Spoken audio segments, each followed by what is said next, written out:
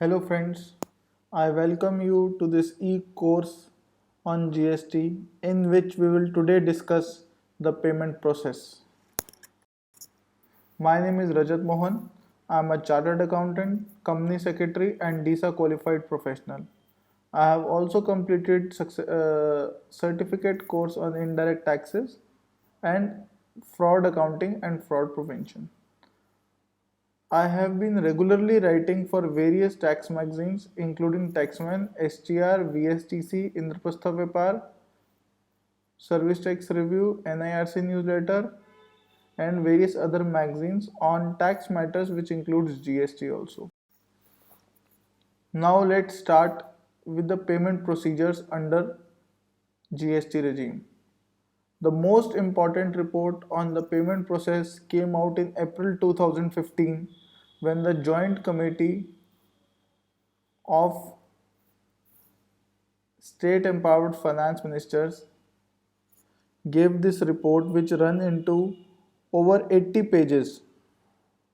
My dear friends, you must note that this entire report talks about various aspects of payment which relates to central government, state government, RBI, banks, etc.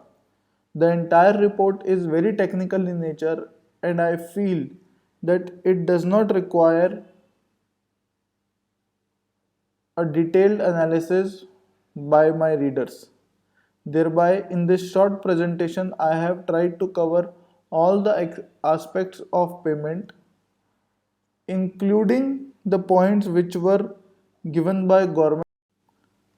Main features of the payment procedures under GST regime would be electronic challan would be generated from GSTN portal for payment. All the transactions with regard to payment would be paperless.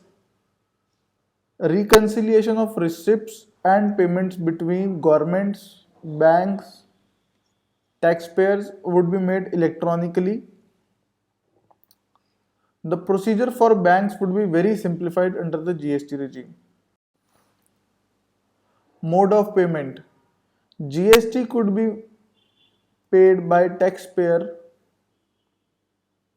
through internet banking, credit cards and debit cards.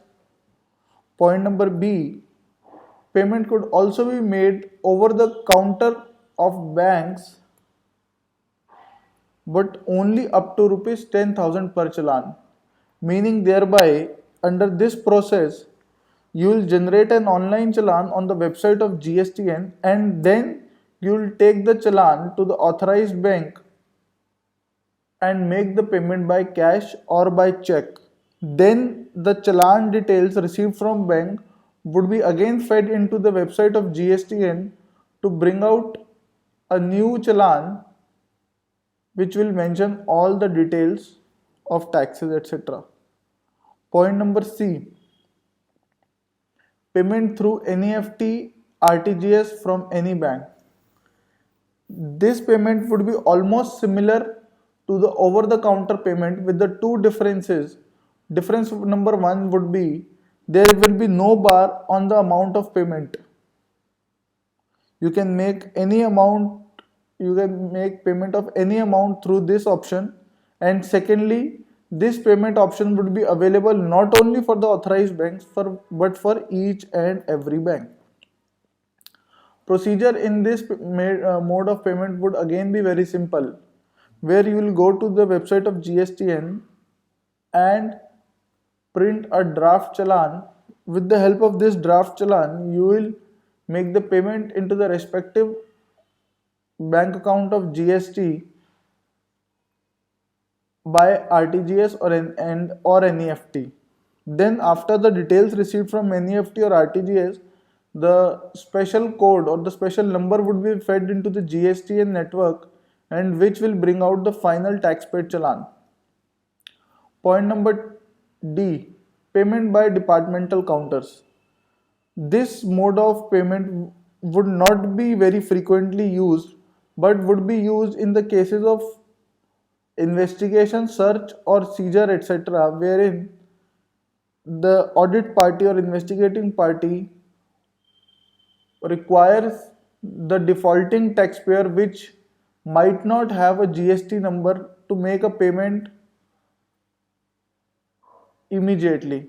In such cases, a temporary number would be issued to a taxpayer by the investigative authority and the payment would be received on the GSTN portal by this departmental counter. Later on,